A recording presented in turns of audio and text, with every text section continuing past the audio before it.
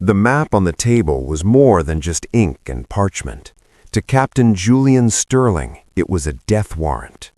It was 1842, and the air in the British outpost of Peshawar was thick with the scent of roasted mutton, horse dung, and the looming threat of the Afghan winter. Julian traced a finger over the Khyber Pass. Somewhere beyond those jagged peaks, an entire British army had just been swallowed by the snow and the long rifles of the tribesmen. The American public, reading the sensationalized dispatches in the New York Herald, saw it as a romantic tragedy of the Orient. But Julian, an officer with a disgraced name and a talent for languages, knew it was a meat grinder. "You're not going there to fight, Sterling," Colonel Broadfoot said, his voice like gravel. "You're going there to disappear." Julian looked up. "And if the Russians find me first? Then you'll be a martyr for a crown that doesn't remember your face. The Tsar's agents are moving south toward the Indus. If they secure a treaty with the Khan of Khiva, India falls.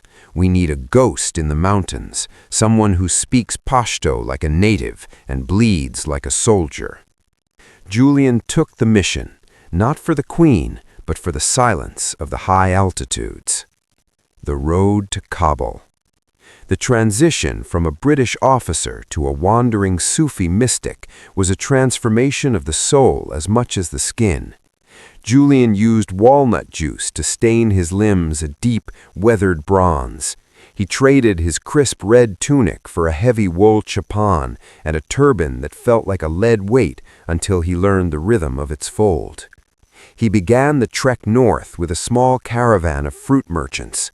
Among them was a man named Silas Thorne, a rough-edged American adventurer from Vermont who had followed the scent of gold and trouble all the way from the Mississippi to the Indus.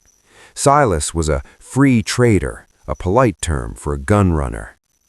"You don't walk like a monk," Silas remarked one night, huddled over a small fire of dried yak dung. The wind howled through the rocks like a wounded animal.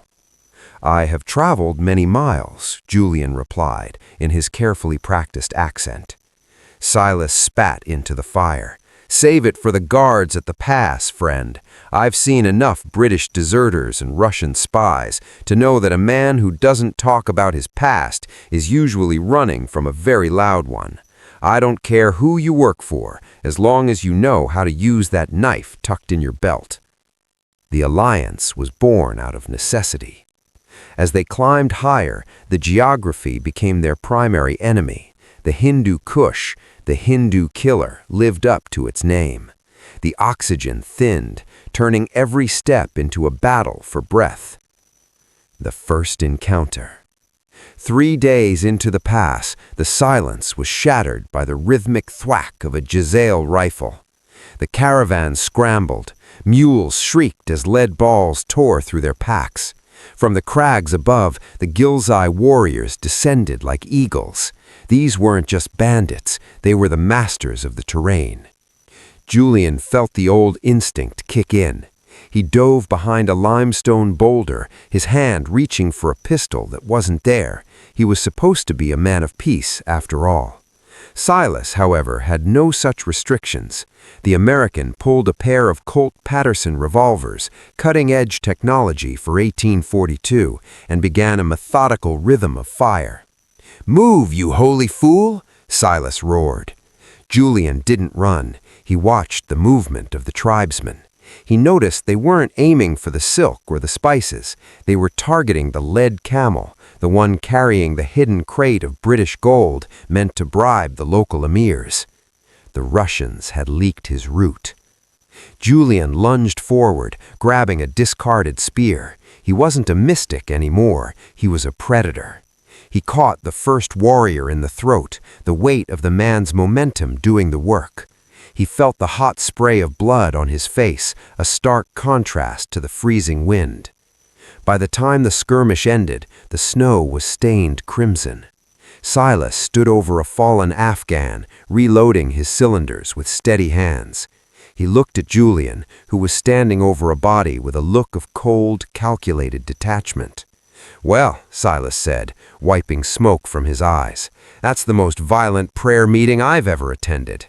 We need to move. If there's one group, there's 100, and if they know about the gold, we're already dead men walking.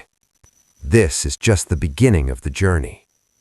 Would you like me?" The air in Istalif was a sudden, cruel mercy. After the jagged, oxygen-starved heights of the Hindu Kush, the valley felt like an emerald dropped into a bowl of dust. Terraced orchards of purple grapes and pomegranate trees clung to the hillsides, fed by meltwater that roared through stone channels. To the weary traveler, it looked like paradise. To Julian Sterling, it looked like a cage.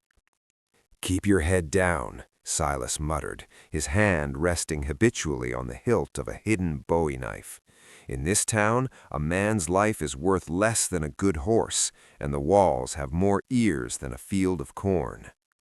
They entered the bazaar through a sun-bleached mud archway. The smell was a chaotic blend of drying hides, overripe fruit, and the charcoal smoke of the blacksmiths.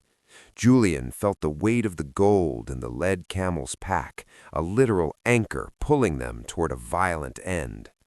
They found refuge in a caravanserai owned by a man Silas called the Weaver. He wasn't a carpet maker, though the walls of his courtyard were draped in intricate silk patterns from Bukhara and Herat. He was a broker of secrets. "The American returns," the Weaver said, his voice a soft rasp. He was an elderly Tajik with eyes that seemed clouded by cataracts, yet he tracked Julian's movements with unsettling precision. "And he brings a ghost with him, a man who smells of English soap and gunpowder, despite the walnut stain on his skin." Julian didn't flinch. "I am a seeker of truth, uncle." The Weaver laughed, a sound like dry leaves skittering on stone. "In the Hindu Kush, truth is usually a bullet. You are here for the Russian, Count Nikolai Ignatiev.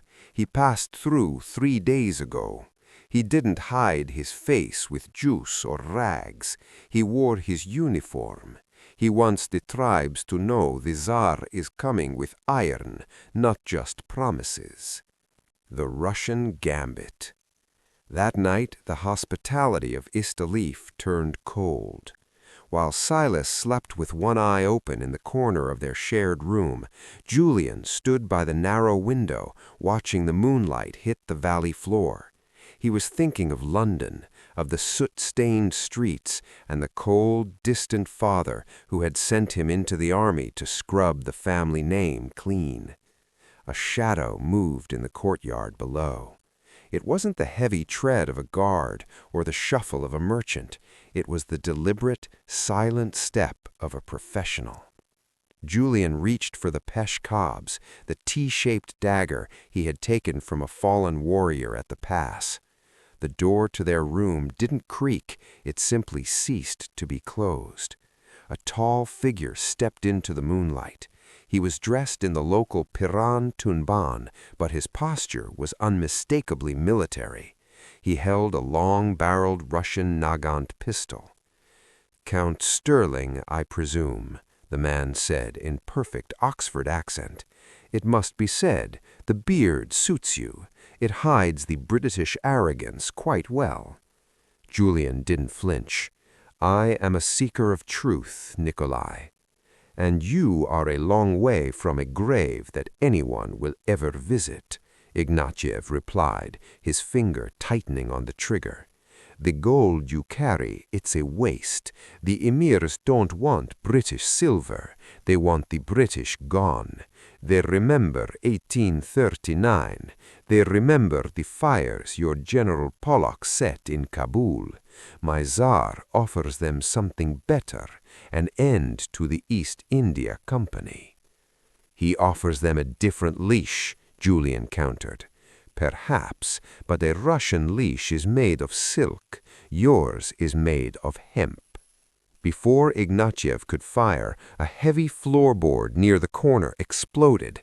Silas Thorne hadn't been sleeping, he had been waiting. The American didn't use a gun. The noise would bring the whole town down on them.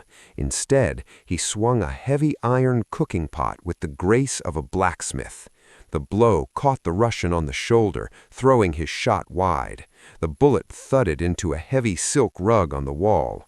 Julian lunged, his dagger aiming for the gap between the Russian's ribs. They tumbled onto the floor, a mess of limbs and suppressed grunts. Ignatiev was strong, trained in the elite academies of the Guard, but Julian was fighting with the desperation of a man who had nothing to go back to. Julian managed to pin the Count's wrist, slamming it against the stone floor until the pistol clattered away. But the Russian was fast. He drove a knee into Julian's solar plexus and rolled away, reaching for a small glass vial in his belt. "The Weaver's men are coming," Silas hissed, grabbing Julian by the collar and hauling him toward the back window. "We can't kill a Russian count in a Tajik's house unless we want to be flayed alive by morning." The flight from Istalif. They dropped 20 feet into an irrigation ditch, the freezing water jolting the air back into Julian's lungs. Behind them, the caravanserai erupted in shouts. Torches flickered to life along the walls of the town. "The gold!" Julian gasped, his ribs screaming in protest. "Forget the gold," Silas said, pulling a small, heavy leather satchel from inside his tunic. "I swapped the crates for rocks an hour after we arrived. The gold is buried under a mulberry tree 2 miles back, but I grabbed this from the Russian's belt while you two were dancing." He held up a bundle of papers. They were sealed with the imperial eagle of the Romanovs. "These aren't just maps, Julian," Silas said, his voice uncharacteristically grim. "These are coordinates. The Russians aren't just sending spies, they're sending a surveyor. They found a way to bring heavy artillery through the Pamir Mountains. If they get cannons over those peaks, the British defense at the Indus is a paper wall." Julian looked back at the flickering lights of Istalif. The mission had changed.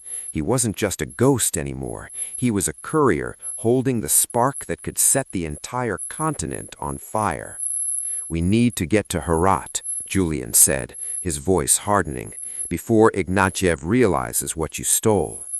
"Herat is 500 miles of desert and bandits," Silas replied, checking the percussion caps on his revolvers. "And I'm pretty sure I broke my toe hitting that Russian." "Then it's a good thing I know a shortcut," Julian said. "But you're not going to like the height."